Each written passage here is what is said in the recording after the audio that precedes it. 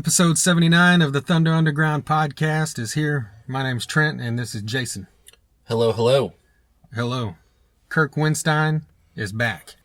He's here for part two, or, the second installment, I guess you would say. Yeah, we had him on last year. I think it was November. Yeah. It was actually our most successful episode as far as listens have gone, so. That's right. Thanks to everybody listening, and of course coming back now, because who doesn't want to hear Kirk Windstein talk some more? Yeah, you always want to hear that. And we got a couple of the other guys involved this time, too. Yeah, Tommy Buckley, the drummer, and Matt Brunson, the guitarist from Crowbar, also chimed in about some stuff, and it's all good stuff. Yeah, definitely. And we had the chance here. We actually recorded this a little over a week ago. We went to Oklahoma City. Crowbar was doing a headlining gig at Thunder Alley, and the night before they kicked off this tour they're doing now with Carcass. Yeah. And who else is on Ghoul? Night Demon. Yes. And the One Foot in the Grave tour, which is currently going on. Kick-ass lineup of metal. But we caught their first one-off show right before that went, and excited because I don't think I've ever seen a Crowbar headline show. No, and in a place, intimate place like that was great. Yeah. Like every time I'd seen it had been open for somebody. Yeah. Or, saw him way back with Pantera, and hey. So yeah, quite a privilege and honor just to be able to see that. Not only see that, and then of course get to sit down with him and talk to him again. Oh, definitely. But we went to the show and got out there early to check out a couple of the opening bands, because there was a couple there that we definitely want to see. One of which was Arkhon, who we've spoke about a couple times now, because this, I guess, is the third time we've seen them in the last few months. Yeah. They're getting on a lot of these shows, and rightfully so. Oh, yeah. These guys slay. Yeah. They're just, they got this heavy as hell sound that's just perfect, that can, a perfect sound that can cross into different paths. Like they open for Act of Defiance, with the guys from Megadeth and Shadows Fall. That's like, more streamlined metal than Crowbar is obviously your doom sludge stoner style thing. And they fit perfectly. Yeah, with both of them. It still works. Yeah. And these guys are just, exceptional musicians. It's just straight up balls out heavy metal. And that's if you love heavy metal, there's no way you cannot love Archon. Yeah, and Andy is an insane guitar player. He just does all this balls out shit, and he does the tapping like nobody I've ever seen, like seriously. The way he just holds his fingers with his, he uses his pinky and his middle finger on his right hand. And it's just nuts. But at the same time, he's got the soul and the balls, too. So, I just love watching that guy play. We got to see him last night too, by the way. Yeah. That's a whole other story altogether, though. You'll hear about that soon. But yeah, we hung out, and talked to him for quite a bit last night too at another show, and just an awesome dude, as well as being an awesome guitarist. Yeah, definitely. After that, we saw, and if you want to hear Archon, go back to our Chris Broderick episode. Yeah. A few episodes ago, we play an Archon track, so check that out. We also saw Smoke Offering. Yes. And I think the last time we saw him live was with Crowbar as well. Yeah, they played Oklahoma City at the farmers market. They opened up for Crowbar, and then we're opening up for Soulfly, as well as Insight, who we've also had on the podcast. Yes. And speaking of Smoke Offering, we've had Kyle and Kenny from Smoke Offering on the podcast, and as well as, Lola was in the band at that time. She was on there for a little bit. And then the rest of the guys from Kyle's other band, Forever and Disgust, were on. That was a joint episode with all those. It was a cool one because it's the biggest one we've ever done as far as the amount of people involved. I think with us two and them, it was 9 or 10 people. Yeah, and it worked. Yeah. And on that episode, we played a Smoke Offering track. And guess what? We're going to play one right now. I think that's a great idea. Because it's been a while. I think we're due time. Yeah. And these guys are badass. So check this track out. This is Smoke Offering, Bottle with a Handle. Somebody out there need to roll a buffalo for me.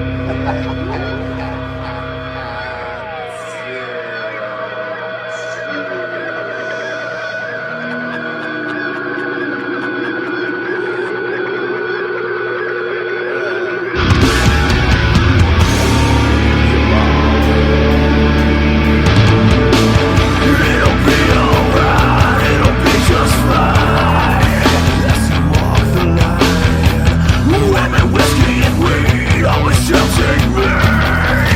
the depression of my wings. I've been looking up, trying to find myself. Nothing, but I'm aware. Dead thoughts of the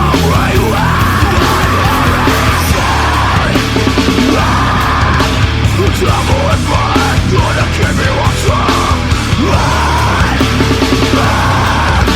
The creature of pain, disguised as pain.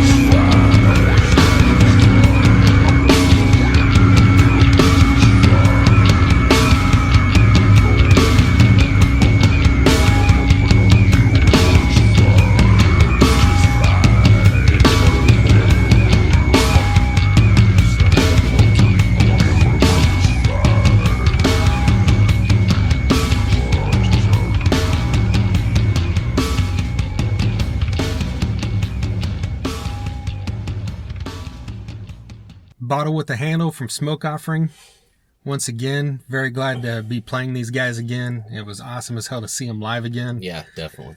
It's just, this whole, all their songs, just have guitar riffs that fucking groove for days on end. It's like, we're talking about Kirk Windstein. This is like what he's, one of the legends of riffing. And, yeah. And, he would hear this and love it and be proud of it. Pepper Keenan would hear this and think it was great. This is how good this stuff is.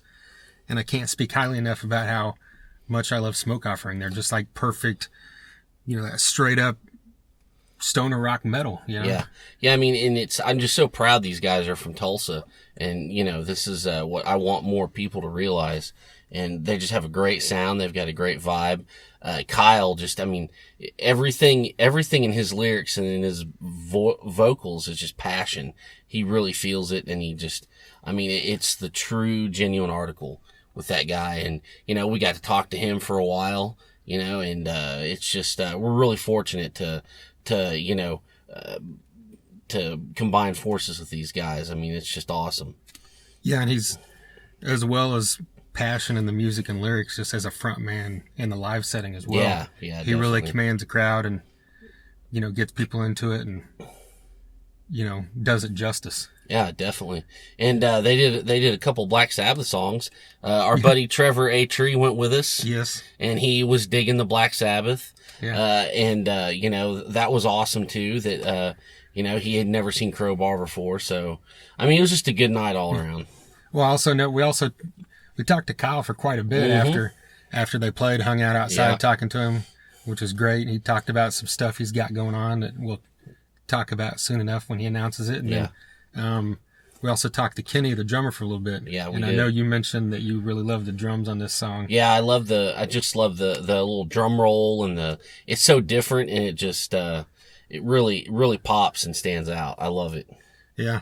And just, if you get a chance to see these guys live, do it. They don't play a ton, but, cause they all got other stuff going on, but if you get the chance, you won't regret it. Yeah. And it makes when they do play that much more special. Right. Yeah. Well, yeah, and we've seen him in Oklahoma City twice, and I don't think I've seen him in Tulsa. Yeah, I know. I've seen him Forever and Discuss a couple times here, but Yeah. Well, the subject of the day is Kirk Windstein, and like we said, he's back here for the second time, and just like the first time, he couldn't have been more accommodating. Yes. The whole, not just him, the whole Crowbar camp. Yeah, his wife, Robin, every band member. They're just exceptional people. Yeah. And you can't say, we've done this now for over a year and we've ran across, most everybody's been cool. Yeah. But every once in a while you run across someone that just treats you like, you've known them for 20 years. Yeah, exactly. Or it's like they treat you like they're here for you instead of we're here for them. Right. And that just goes such a long way. And he's so, the whole camp is just so accessible and they're so thankful. I think, one of what you'll hear in the interview is in the middle of the interview, there's a knock on the bus. And it's just like two guys, with their demo. And they said, hey, we wanted to give you this. And Kirk answered the door himself. We want to give you this demo because, we can't stay for the show. We've got our own show. And, Kirk took the demo and gave him a few minutes of his time. And not everybody does that. And that stuff is really special. It really is. Yeah. And we, like I mentioned, Robin, we'd met up with her before Kirk, and, he was busy before we do the interview. And she stood out there and talked to us for like 10 minutes. And she's just, just like him.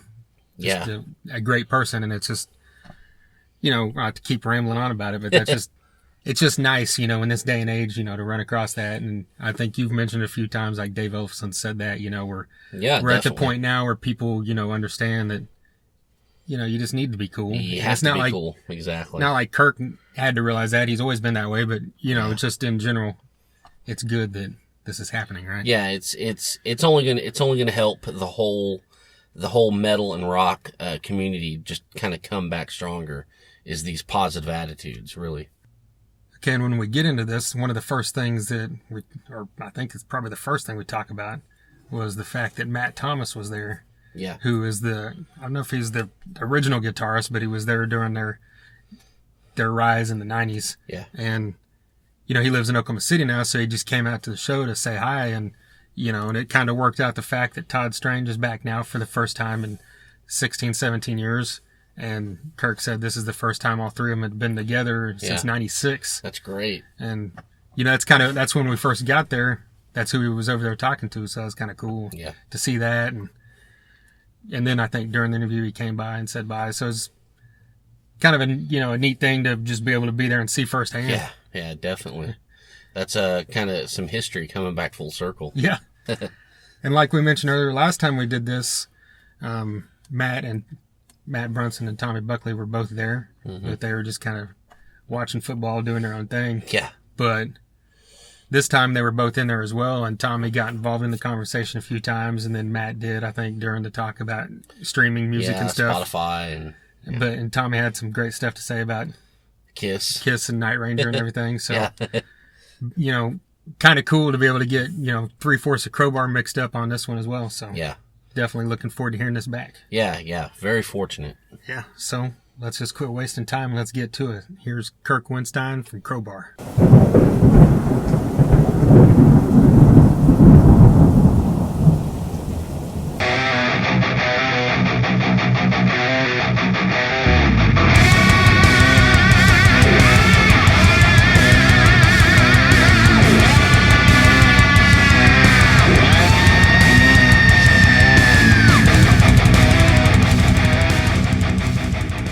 Thomas. Okay. Yeah. So he lives that was there the now? first. Yeah, he's been here for 20 years. He left New Orleans. His wife was originally from here, and they just got a divorce recently, like in the last year or two. They got 2 kids, but they took over the family business. He's been here since '96. Wow. So it's weird because we just got Sexy T back in the band. Yeah. And Robin took a picture of me, Matt, and T. We haven't been in the same room together in 20 years. Is that a little surreal, probably? Yeah, it's crazy. Matt's such a great guy. Really nice. But when he quit, he quit. I mean, he hasn't played guitar, anything. He just now he's an attorney. So there wasn't bad blood or anything. It's just you gotta do what you not gotta at do. all. Yeah. It was kind of like we were all crying. It's like, man, he's like, if I don't do this right now, I'm gonna want to stab myself in 5 years. Because my wife was like, look, my parents want us to take over the business, which is an I-35 imports car thing. So he was always into cars and all anyway. So he had a Porsche like way back when, and so they started doing, that was business for a while. And he was an auction buyer. He got his license for all that. He traveled all around buying cars. He goes to Indy 500. He's all into Formula One stuff and all. So now he was like, I guess, with the business, his wife, I guess, owns it now because it was her family's originally. And I'm guessing, he's an attorney now. Yeah. But he's got a 12-year-old and a 15-year-old kids. And, I think everything's fine with him and his wife, whatever. Yeah. It's weird because I saw his girlfriend and I'm like, I haven't seen her in like 20-something years. She's from New Orleans. I'm like, well, I recognize her and I'm like, wait a minute. This chick's from New Orleans. Or somewhere in Louisiana. And a little bit ago, Robin noticed, and she's like, I know you. And she's like, yeah, I'm Becky or whatever. And then I thought about it, and I'm like, well, what's she doing here? And she's like, like I say, reconnected or something. They used to date years ago. It's crazy, because me and Robin kind of dated like 30 years ago. Okay. And we were always friends. We never anything real serious. Never any, bad fallout or nothing. We always remained like really good friends. And then the timing was just right. It was like, I asked her to marry me drunk the first fucking day. She's like, yeah. First day. Well, I mean, we didn't make it official then, but we started talking about it the first date. Like, well, you know what? She's like, I don't want to grow old alone. I'm like, me either. It just moved. Yeah, absolutely. Well, this is kind of random, but you know you're competing with Night Ranger tonight for ticket sales. Oh, Night Ranger? I'm actually a big fan, but I think we got different crowds. I know that's what I was going to say. I know most people would be like, well, who cares? But I would love to see both of you guys on the same bill. I'd love to see Night Ranger. I actually saw them right when they started with the Sister Christian or whatever. It was really getting big. Yeah. I saw them right by Tommy's old house in Chalmette on that tour back. Tommy, when did Night Ranger play St. Bernard Civic? That was in like 84?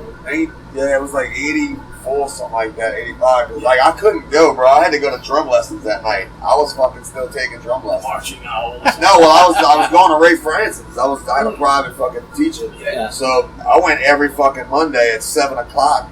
Store closed at like 7.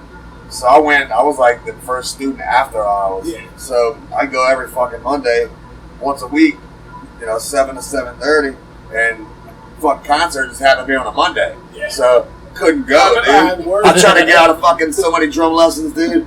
I'd be like, man, I want to go see fucking Lillian Axe and Night Ranger. I want to go see Accept and Dio and Keel. I'm like, no, you ain't fucking canceling out. I'm like, fuck. My mom would never let me cancel out, dude. But it was alright when my fucking teacher canceled out. He'd call me back, look, just can't do it tonight, I got some other shit going on. Yeah, dude, I missed that gig. Yeah. I missed the Night Ranger gig. Well, yeah, we saw them, and I was like, Dude, Brian they're Gillis actually- was speaking yeah. of devil, huh, bro? Yeah. Dude, that dude's so on fire, bro. And Yeah, it's like they're pretty good, actually. Yeah, they're good. So this Carcass tour starts tomorrow. Yes. We That's did. pretty cool, diverse lineup, Yeah, I mean, I think those packages to me work best.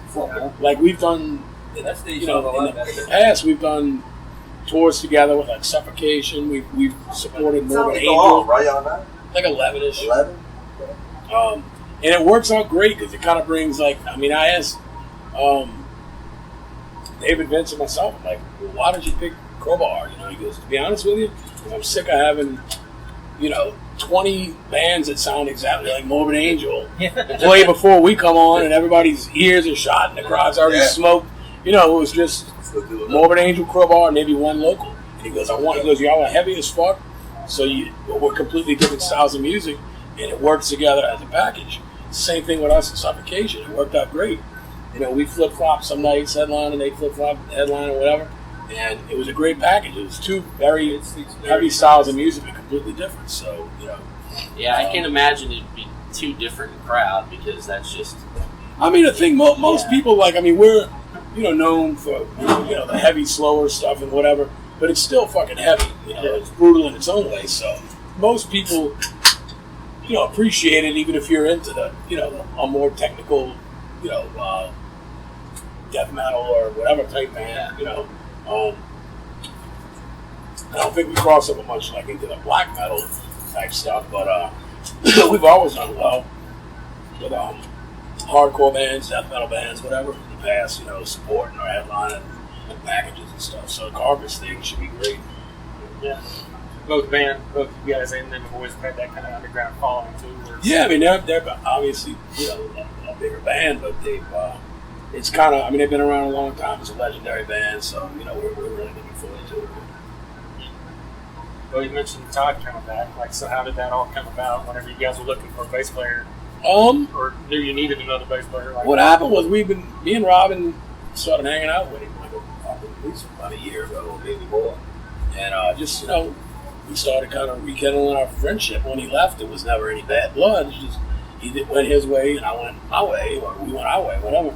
So we started hanging out with him, and he was like, "Yeah, man, I've been playing and all that." And, it just kind of got where we kind of started seeing things where maybe things weren't going to work out with Jeff, and it wasn't. I always want to make this point because I've done a few interviews where people have asked. It wasn't a situation of, "Ooh, let's get Todd back, so we're going to let Jeff go." It was a situation of we saw signs of potentially things not working out with Jeff, and I asked Todd, I said, are you in a position in your life now where if things don't work out with Jeff, would you be able to come on tour? He's got a 15-year-old son, and he said, yeah, the way everything's worked out, he goes, I'd love to do it, So he's been a diesel mechanic since he left the band, And he just the other day said, if I don't ever see another fucking bobcat in my life, it won't be soon enough. He's a friend of ours owns a bobcat company. But, so we talked, I always have in life, I always have a backup plan. It was kind of like, okay, we're not hoping that things don't work out with Jeff or anything like that. Let's just see what happens. Let's see if things change, And it just was a situation that unfortunately didn't work out. And so, we decided to just let Jeff go. And Todd was like, I'm ready. So it worked out great. I mean, it was wonderful, being on. It's so crazy, especially seeing Matt Thomas today. It's just like, Jesus, I'm 51 years old. We haven't been in a room together since I was 31. I mean, that's, it's crazy. So was it just like, it's been, 16, 17 years? Did it feel like time hadn't passed when you guys started jamming together the first time? Or? Pretty much, man. I mean, the first jam was really good. We were like, wow, it was crazy being on stage last night, the first time in that many years. But it worked. I mean, I'm one of those guys. I'm for the most part, I'm like the eternal optimist, and I always try to think positive, even though my life is, I'm always living with anxiety and stress and whatever else. That's just my nutty brain. But I'm one of those guys that's a firm believer that everything happens for a reason, and for me, and as a band, Jeff's now in the band Long Dying, and they're a great band and friends of ours, so we're really happy for him. And everything happens for a reason. That may be a better fit for him, and obviously for us, we feel Todd is for us. And it's in the end, everybody wins. So this is permanent? This isn't just a touring thing? Oh no, it's permanent. Okay. Yeah. So new album, how's it shaping up? And it's done. It's done. Yeah. I saw you were a couple weeks ago. Said you're on the mixing stage. That's done. Yeah, it's done. In fact, I got a text. Matt texted me. I was in the venue and he was out here last night saying producers got the final mix back and said it sounds amazing. Final master. We had mixed everything. He had it mastered. We went and critiqued everything, and we did the running order of the songs and the fades and all that kind of stuff. And we all agreed that the vocals were a little too low, so we bumped it up like 1.5 dB and sent it back to be remastered again, and then set everything better. So do you have a date yet? It's tentatively for now, last Tuesday in September. Records always come out on Tuesdays, so last Tuesday in September is the tentative release date. So, is the direction similar to Symmetry Impact? I mean, you guys have never really strayed too far from what you do, but it's a little more, to me, more old school, fresh. So it's more. Some of the songs, to me, sound like they could have been on some of the older records. It's just my singing style has evolved a lot over the years, and I personally like it a lot better now. I guess back then I was kind of trying to find my voice for a few records, really. But it sounds amazing sonically. The songs, the riffs and the songs are great. It's a really strong, great album. To me, it's like a fresh, old Crowbar record. So. You mentioned 20 years ago, and that's the Broken Glass came out.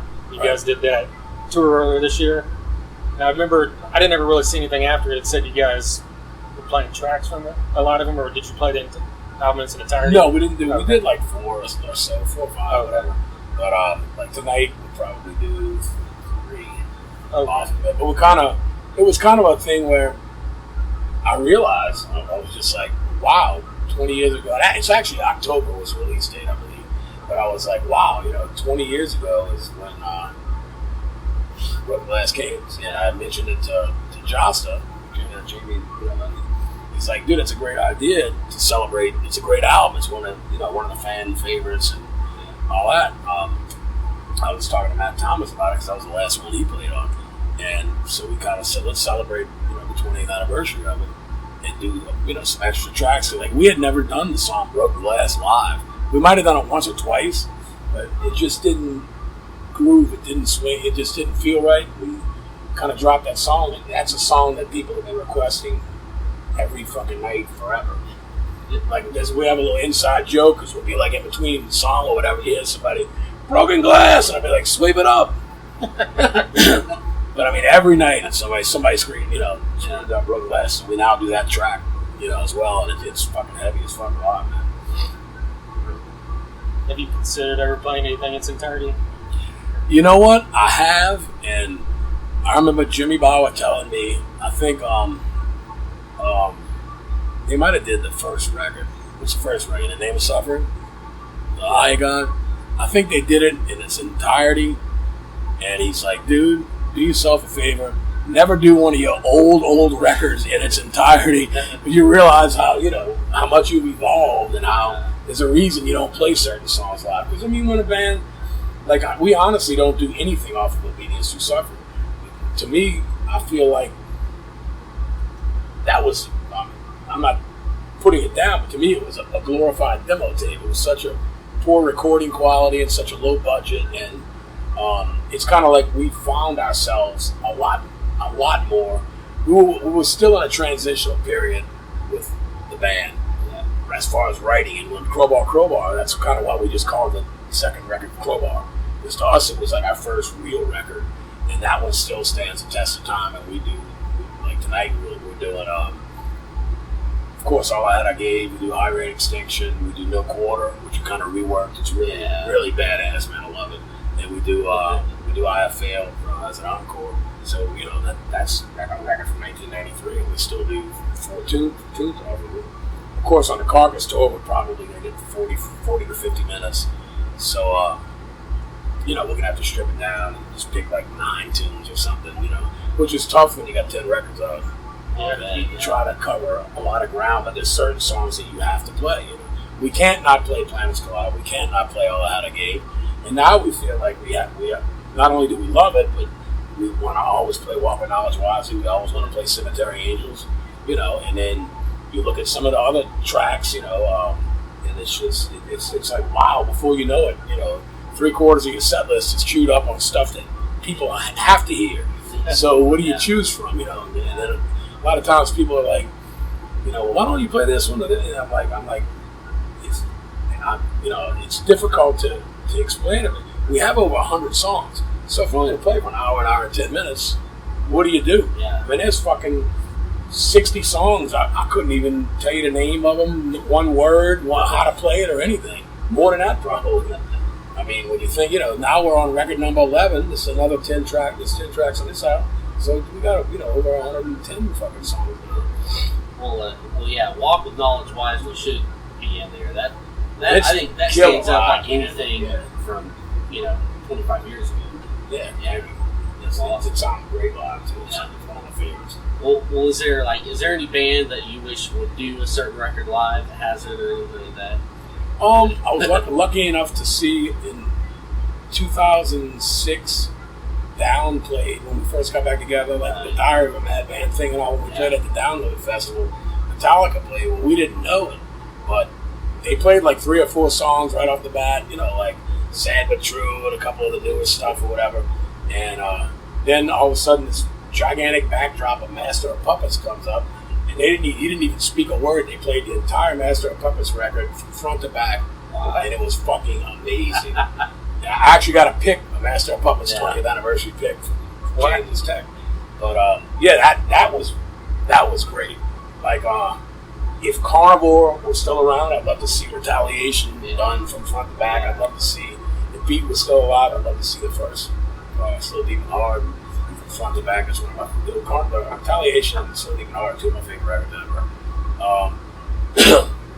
Like if the real Kiss was around, I'd love to see like Hotter Than Hell or something from front to back. But in general, I think it's a good thing to do. Like Matt that played with Prong. What record did y'all do back in that? Yeah, Matt did a tour on bass with Prong. Called him at the last minute, like, dude, could you learn 20 songs by tomorrow and fly to Europe? And he's like, yeah. So he did that, and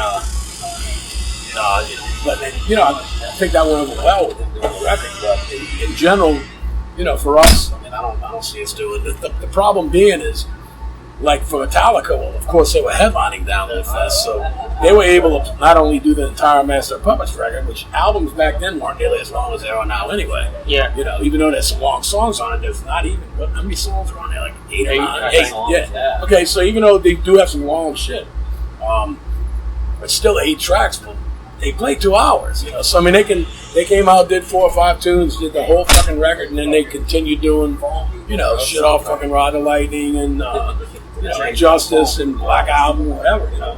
So you know, that works for a band like them that can play 2 hours, but we don't, you know. Well, you mentioned No Quarter. In the past 20 plus years, have you ever heard from anyone involved with Led Zeppelin? Any thoughts? When we first released it, I did an interview with Burn Magazine in Japan, and apparently the guy, Jimmy Page, had heard it and thought it was good. So, but the way we do it now live is completely different than the way it is. I mean, it's the same structure, but it's a lot different. We kind of rewrote it, added a lot more harmonies. I sing it a lot more true to, you know, the original a little bit. Yeah. So it's a lot of fun. You know? Yeah.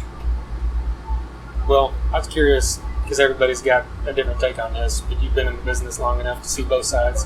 What do you think of stuff like Spotify and YouTube and all these streaming services?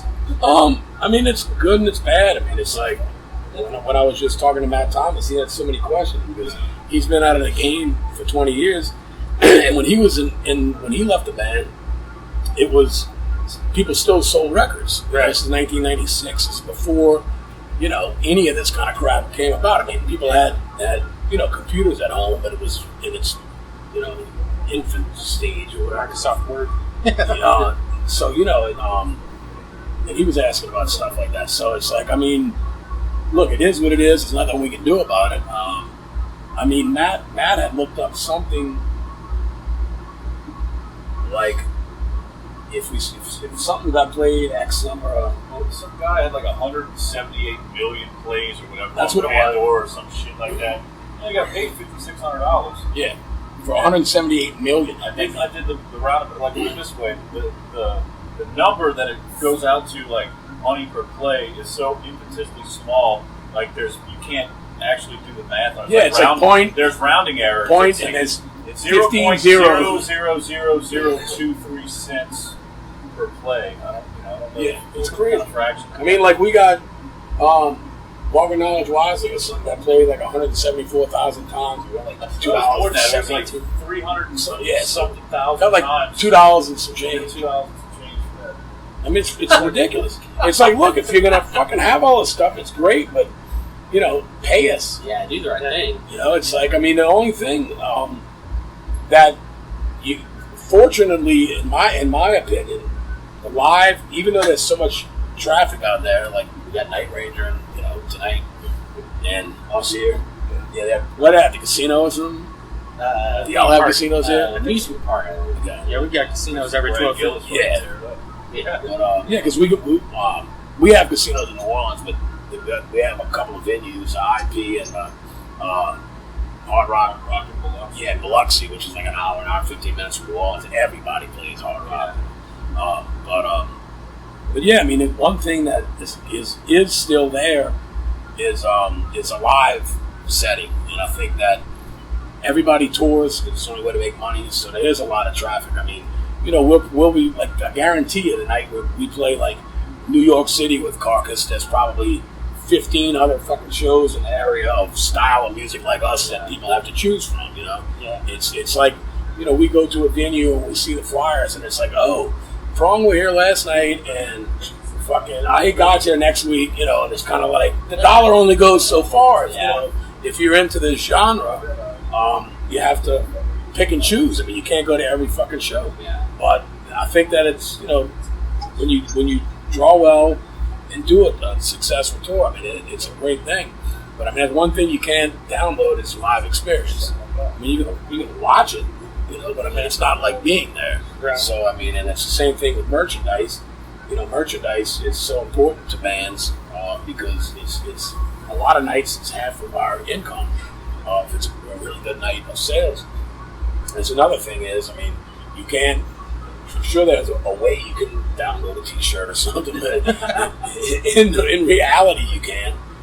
So I mean, if you go to the concert, buy a ticket, watch the show, buy a piece of merchandise or something, you've got that experience, and that's something that's, that lasts a lifetime. I mean, especially if you're a younger person. I mean, they were playing Judas Priest and Accept last night over the PA, and I'm like, playing Defenders of the Faith. I'm like, I remember being on that tour, in 85 or whatever it was, 84. My dad was actually our designated driver so we could get drunk. He drove us to Mississippi. We listened to Motorhead and Wasp and shit the whole way there. Because he loves Judas Priest. So he said, man, y'all can let all y'all get fucking drunk. So we got a case of beer on the ride there. Woo, had a blast. But I mean, I'm thinking back to these memories from 30 plus years ago. It stays with you for a lifetime, man. So that's the thing. Like, our attitude going on stage is, to these people, some people have never seen us before, some people will never see us again. Some people have waited months, some people have waited their whole, 15, 20, 30, whatever, since the band's been around to see the band. So it's like, you got to give 110% every note, every song, every night, because it really is, I mean, being such music fans as we are, like Tommy as well, like his parents, when he was real young, he's 5 and 6 years old, seeing fucking Kiss and UFO and all these great bands. His parents went to all the concerts, they music lovers, they like to party a little bit, and they bring him along. It's back in the fucking, 70s, man. But, shit's different now, but still, we get a lot of fathers and bringing the sons and even daughters or whatever, our moms and dads bringing the kids to the shows, and it's great, it's awesome. It's kind of come a whole generation where, I'm 51 years old. You got guys my age, even older, out there in the crowd, and you got kids, that to them, we're this old legendary band or some shit. And like my stepson always jokes, like, "Are you popular?" And I'm like, "Here." I say, "Well, to the people who are fans of the band, yes, but in general, no. I'm not fucking Michael Jackson or something." But, I'm like, to the people whose favorite band is Crowbar, if they're a big fan of the band or whatever, then, obviously, yeah, to those people, I'm important. Well, we saw you back in the fall with Soulfly, and we talked to you then. Oh, at the farmer's market? Yeah. And I just noticed how, you went walking out through the crowd, and people would stop you, and you were gracious to all of them, and you were at the merch table, and you do the Christmas card thing. I mean, I think that goes a long way now. It kind of ties into what you were saying about, it's kind of a different game nowadays. Yeah. Just to be that accessible, I think is great. I mean, some people can't. Obviously, if you're a more popular person, you can't. And then at the same time, some people aren't comfortable with it. But like for me, now if my wife wasn't doing merch, I probably wouldn't be hanging out at merch. But it works out great because it's kind of like, I usually kind of help her a little bit with it. But now my stepson came out on his tour, and he shows with Carcass and all ages stuff, so you can get into all of it, maybe 18 and all. But I enjoy. I'm not the kind of guy. I've never been the kind of guy that just wants to sit in the dressing room or just sit on the bus or whatever. It's like I've always, even in Down, at the height of Down, like me and Pepper would always walk around and be like, "Come on, let's go get a beer. Let's go check out the crowd, see what's going on." We do the old trick. We'd have a beer or something and finish it. We'd like walk up to the bar, and of course, someone wants to buy you a beer, so it's like, "Hey, sure, I'll take it." And they're like, "Hey man, can I buy you a beer? Sure. You mind taking a picture?" Not at all. Absolutely. If you sign this, fucking right, man, whatever. So I've just, the way I am, I get kind of antsy. I can't just sit back and relax or whatever and then just go play. I have to like absorb the vibe of the show, and when it's a great show, it gets you pumped up, with the crowd and everything. And, you sip on some beers and get ready to rock, and fucking that's it, man. But I enjoy, making myself accessible. I mean, certain people can, and certain people, like I say, are uncomfortable doing it, and I understand that. I mean, somebody like Phil can't do that. And he knew that. Phil always had his own dressing room, and he listened to his tunes and do his stretching thing, and his workout, and all that kind of shit. He was kind of, doing his boxing and football stuff on the computer or whatever. Everybody's got their own way of getting ready for the show. And mine has always been hanging out, watching the other bands, meeting the fans and whatever, and that gets me ready to play. We were just telling someone this the other day. Me and him went to a show in '97, see Machine Head, and Phil was standing back by the soundboard. Oh, really?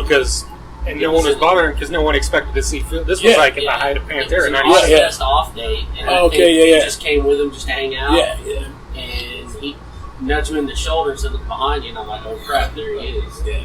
And he was awesome. I would assume if it was down a Pantera show, he wouldn't have been standing there. Well, he can't. I mean, believe me, I've seen it. I must say this, when I was in Down, he made a point every fucking night after the show. It could be freezing cold, snow and rain and whatever. He could be sick, whatever.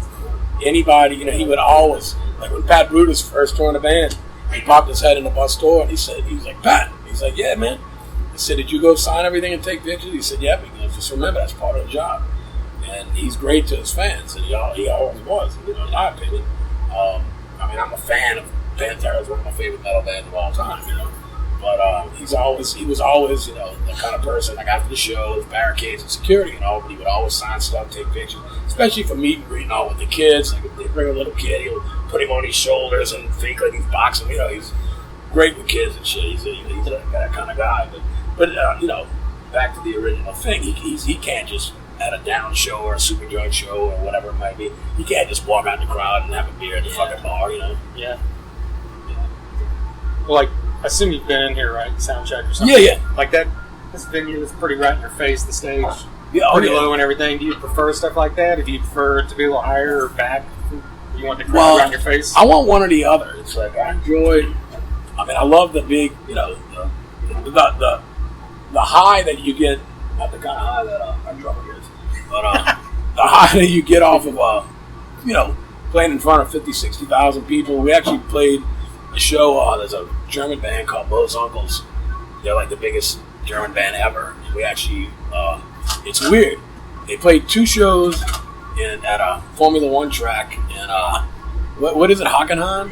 Yeah. Hockenheim Ring is a Formula One track in Germany. There's 120,000 people each day. And it's weird because it was Soulfly, Limp Bizkit, and them, and then the next day it was Crowbar and Limp Bizkit and them. So we got believe me, the crowd wasn't going. Hey man, I'm about to head out. Just wanted to give you guys. Oh, when I get back. Yeah. You hang up the show? No, I won't be able to. I'm actually going to go to jam tonight. I actually have a show here in 2 days, so I'm going to go jam. Yeah, dude, I'll catch you guys soon, man. Good luck tonight, alright? But yes, believe me, the crowd wasn't exactly going wild for us and all there for them. It's still an amazing feeling to walk out and go, "Oh my God, this fucking, sea of people." Yeah. But it's also great. I like those hot, sweaty clubs, where you, not when it's out of control, where people are knocking over your gear and shit like that, right? When it's everybody's up front, singing and into it. It's a great experience either way. I've done everything.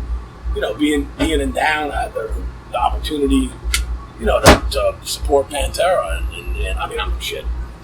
to support Metallica, on a full arena tour and stuff. And, we've, with Crowbar, we've done a lot of large open air festivals, and it's a totally great feeling, but it's also, like, I remember we were on tour with Heaven and Hell in Australia with Down, and it was great. It was just Heaven and Hell and Down. It was amazing. So, then I was reading a magazine, like a local thing, about the show the next day or something, because you had every other day off. Like, you'd fly, you do a show, there's no tour buses or anything over there, because the cities you play are all just along.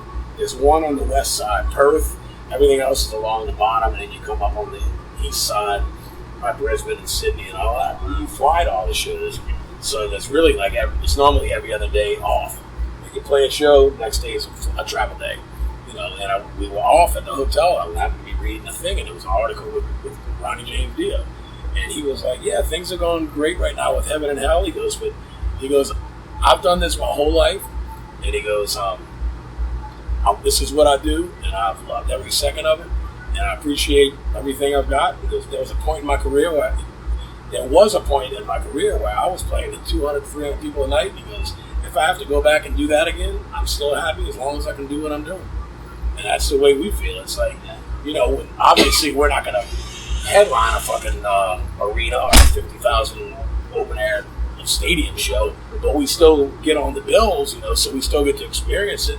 And each year we do play and we move up a little higher on the, you know, a little later in the day or whatever. As certain bands that are headliners, I mean, unfortunately, you got, you know, situations like Motorhead, which is one of my favorite bands of all time, now that Lemmy passed away.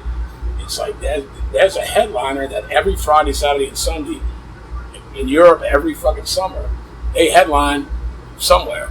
They would play Friday, Saturday, Sunday, go back to England, chill, fly back, you know, and whatever. They'd make a home base and just, you know, play the festivals on the weekend, make a fuckload of cash, and headline them all. I mean, unfortunately, bands retire, you know, people pass away, but I mean, it does enable a band like us that's been around for a long time to move up, you know, a little bit in these situations. But I mean, we're cool with this. This is fine. You know, as long as there's a proper stage, proper PA and monitors, enough to give you a show, you know, that's worth your money, then we're happy to play, man. Whether it's a little hot, sweaty fucking place or a big ass open air stadium or a fucking arena or whatever. Yeah. Well, so I know you mentioned the Real Kiss. So you're probably not a big fan of Tommy Thayer's version of Ace? Actually, I think he does a great job. And or just the fact that he's doing it? Well, I'll quote Ace. Ace is like, hey, he goes, I got nothing against the guy. He goes, the only thing I don't like is he calls himself the real spaceman and all this kind of shit, which pisses me off. But Tommy Thayer's a great guitar player. I was a big fan of Black and Blue. I actually saw Black and Blue open up for Kiss at the Cajun Dome in Lafayette, Louisiana. But in the No Makeup thing, like on Asylum or one of those albums. Yeah. And Tommy's a great guitar player, man. I think he does a great job. And Ace even said, he goes, if it wasn't him, it'd be somebody else. Why would I hate this guy? You know, just because, you know. But he goes, I don't like the way. I mean, he's got his own spaceman model guitar and all this kind of. It's like, dude, it's Ace fucking Frehley, okay? I'm sorry. And that's the one thing, because I'm a huge and I'm extremely loyal Kiss fan since I've been fucking 10 or 11 years old. You know, 75, 1976. It's like, I don't buy anything that's got fake Ace and fake Peter. And it's like the problem. My thing is, and believe me, you know, I respect the fuck out of Paul Stanley after reading his book. It's an amazing book. If you ever get a chance, it's very worth reading. And I respect Gene, of course, for everything that he's done. And I don't blame them for doing what they're doing at all. But the problem is, somebody somewhere, I was reading an article, or it may even been on like Facebook, and somebody made an extremely valid point. It's like, we didn't grow up loving the Demon, the Catman, the Star Child, and the fucking Spaceman. We grew up loving Ace, Gene, Peter, and Paul. Yeah. And it's like, we love, nobody can, you know, if it was like a mask, like Slipknot or something, you know, where like, or just if it was any kind of thing like that, like War, for instance. It's like people, of course, you know, it's horrible with Dave Rocky and the other fella, too. Who's the other guitar player? Yeah, that passed away and all. But for a band like that can recreate characters or whatever, you know, it's a show and it's different. People are fans of the show and the characters as well as the music, but not necessarily the individuals behind the costume. Yeah. Where, I mean, that's my opinion. Whereas with the original Kiss, you know, of course there was a mystique because we didn't know what they looked like, you know, and all of that shit, which was the first band ever to do that. It was amazing that there was never, you know, of course you can never get away with that now. Yeah. I mean, why even try? You know, you can't take a shit without somebody videotaping you.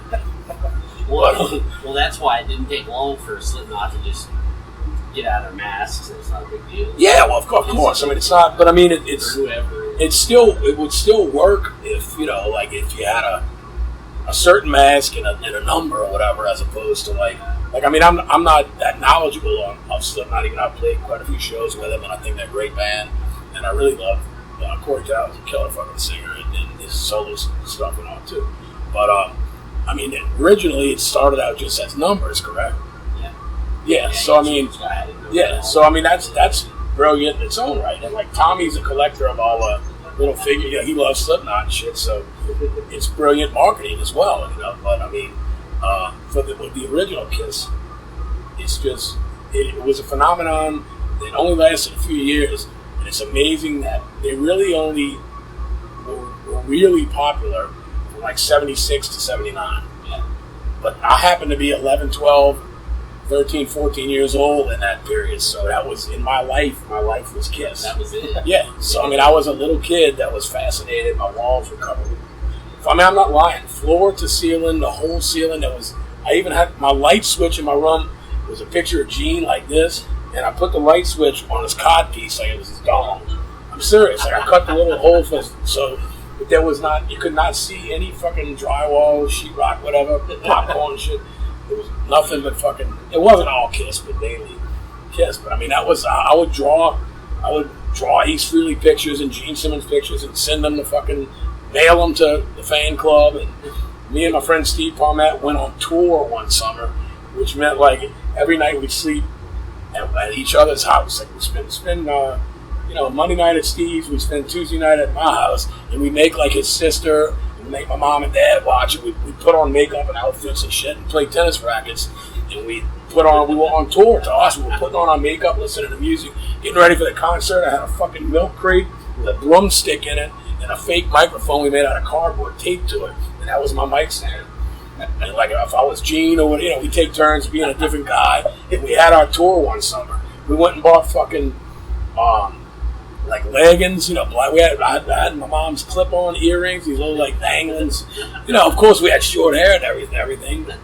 Dude, we had real guitar picks we bought from the department store. Used to sell like these little $50 cheap guitars and shit. We bought guitar picks to strum on the strings of the tennis racket and shit. Well, maybe if they had Tommy and Eric have different makeup, Well, but something. Yeah, I mean, in a way, yeah. Yeah, I mean, I've seen them. In fact, we played with them at Hellfest. Yeah. And I saw them in New Orleans.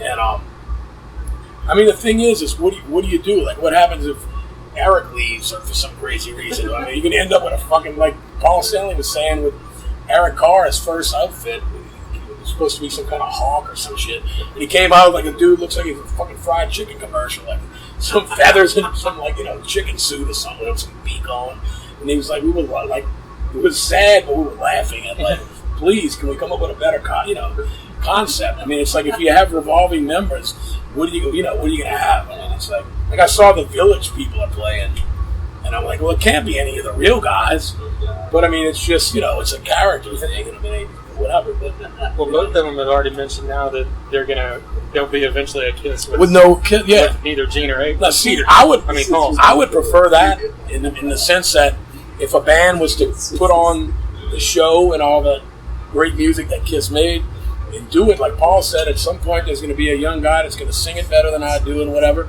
and he's right. I think I would like it better if they just had Kiss and it was just 4 dudes that played their asses off and sang great and put on the same fucking gigantic show. Yeah. Because it's not, I'm sorry, when you took the makeup off and you had Bruce and Eric, and then poor Eric passed away, when you had Eric Singer come in and all that, the band was great. I saw them on every one of them tours multiple times. The band was great. I loved everything, but Hot in the Shade was 11. That was too gay. But Crazy Nights. But I like Crazy Nights. No. Killer. No. Oh yeah, fool. Somebody fucking give me a straight word. But I mean, I loved it. But you know what? It didn't make a difference because they weren't trying to be Ace and Peter. Yeah. And that's the difference. When they came back with the original reunion. I actually like the Seattle record, bro. Carnival. Yeah, it's heavy. It's I good. like the Seattle record. Yeah, no, it's good. It's good. I think it's good. Tommy Day actually wrote 2 songs when I would Gene. Yeah, like Vinnie Vincent started writing with him before he was in the band. Yeah. The second I heard fucking Ace did off of Lick It Up on that solo record. It was it's off of Lick It Up album. It's on that new Ace Frehley solo record. Which one is it? I didn't even know. Like, he's not even on that record. I know he does Parasite, but he the did. fucking songs or something. There's no telling.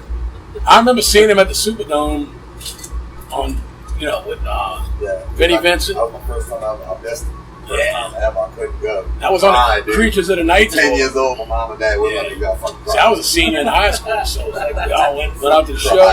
It was Monday Gras, the day before Mardi Gras, and I remember fucking seeing him at the Dome. You know, and, Paul, of course, he's making this up, and he's like, yeah, we're talking about it. And he goes, just want to let all y'all know, I was talking to Ace the other day, and he says hello to everybody, and all this kind of shit. And I'm like, hey, who knows? I mean, did you see the new video? Yeah. With Ace and Paul? Yeah.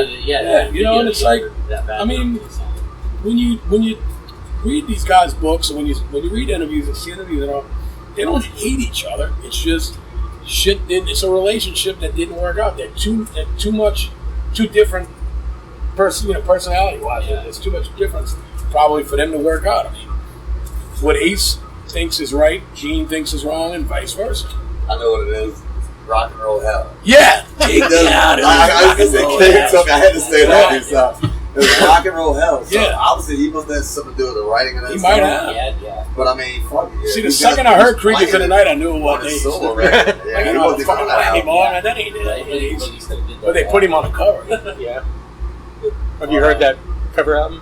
Yeah, Tommy got it for me for Christmas. I was killing it. Man, check this shit out. Man, this is exciting. I was like, oh, I'm going to give one to Kirk, too. Yeah. I got one, too. I'm like, dude. The best part about it is we're on the same label. We could have got it for free. Yeah. I was like, fucking bought it anyway, dude. I always did. I like support. Oh, yeah. We always support people. The last few Motorheads. And Motorhead, Saxon, except, shit like Ace, anytime that kind of. Those are really the only records I buy. If somebody burns me a fucking album, I'll still go out and buy it eventually. You gotta have it for your collection. Yeah.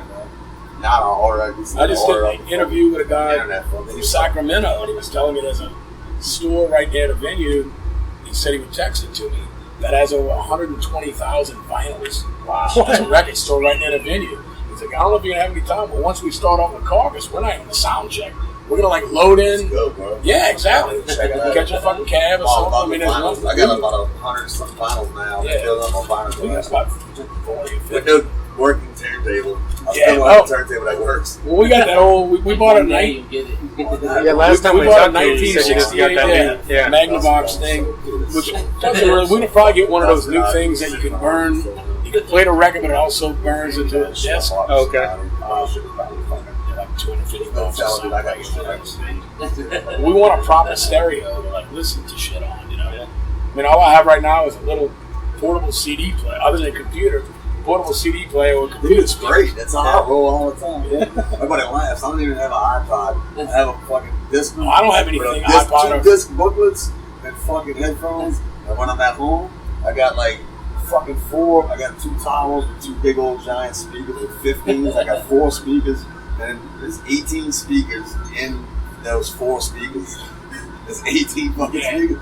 And dude, you know what's hooked up to it? A fucking portable disc. Yes, that's I have all a you need. killer like $500 receiver, and I got the disc plugged into the back of the receiver. And that's how I play CDs through that fucking bag. Through that, it's like a little rigged up Jimmy Rig stereo. Like the other night, I came home from rehearsal, and Robin had on the cable channel, like old, like 50s and 60s channel or something. She was cooking it all, and I said, because our lives are so busy and at home, it's kind of like when I'm in the car, I'm on the phone. Usually, I'm driving, Robin's on the phone, and we're doing business or whatever. So and so texted her, email. I got this email. Tell them this, blah blah blah. And we're doing business shit. So we don't listen to music in the car.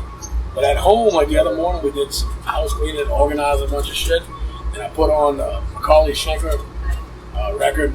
Yeah, that's it. We got it. We got that UFO BBC session. Amazing. That's awesome. So have you built up the vinyl collection since you got the turntable last year? Well, I lost all my vinyl, not in Katrina, but in 1995, we had a big flood in New Orleans. I probably had like 400 or so vinyl, a lot of rare shit, and I lost all of that in that flood. I was flooded on flooded at the time. I was making the download record. So I never, and of course CDs were coming in, so I was like, well, fucking vinyl's out. But now that it's really making a comeback, there was a time when you couldn't even buy a turntable unless it was some DJ thing at a music store, you know. I mean, people just weren't listening to vinyl. But now, I think that, I like to think anyway, that it's a positive thing, that young kids want to experience, like when I was a kid, the album cover meant so much. Yeah. Like, I always thought of this in a way, like Led Zeppelin Houses of the Holy. I read somebody said something. It was another musician, some big, guy in a big band or something, reading an article in a guitar magazine or whatever, and he goes, this may sound stupid, but Houses of the Holy record, it sounds orange to me because of the cover. And I was like, you know what? I get what he's saying. It's like, you totally... That's why the early Iron Maiden covers and shit. It's like, when Power Slave came out, I didn't like the cover because it was blue. It was like, it wasn't heavy. It wasn't dark enough, but like, you used to like visualize, like it had a connection to what the record sounded like and the experience of listening to the record. I mean, I always laid on the bed with my headphones, blasting, reading the lyrics. I mean, I knew who wrote every song, who produced every fucking record, who managed every band, whatever was in the liner notes. I realized that was an era where people used to buy records because of the way the album cover looked. Yeah, I mean, fucking thought it looked cool, and he was like, dude, I gotta fucking buy it. I wouldn't do that nowadays. Well, you can't even see you can't afford all that shit. You gotta be selective in how you spending your money. You put all this fucking shit on a little fucking thing this big.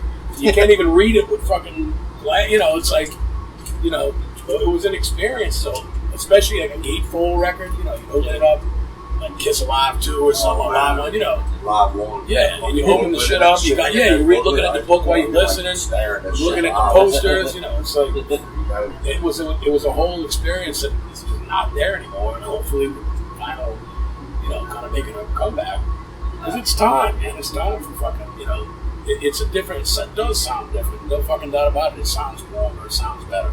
There's a certain sound to it, and that's just that's the way it is, man. So hopefully the vinyl thing really takes off. Not just as a fan, but as a musician in this business as well, as far as trying to sell product. Yeah, it's difficult to sell CDs. I don't give a fuck who you are. Yeah. Are you releasing the new album on vinyl? Oh, I'm sure we will. Yeah. They released Crowbar on like a swirl, like a yellowish, orange, red type, with the colors on a special edition thing on vinyl, and they did Symmetry of Black. It's like a black and gold, like Saints colors kind of vinyl or something. So I'm sure we will. Like our one of the main guys, Scott Gibbons, at our label was speaking with him at one of the shows in Brooklyn, and he said, he's like, yeah, man, because he said he was really into the idea of vinyl, and he finally got, I guess, guy above him whatever to agree, like, yeah, it's a good idea to put these things out on vinyl. Like, I have the Ace stuff, he sent me, vinyl and shit.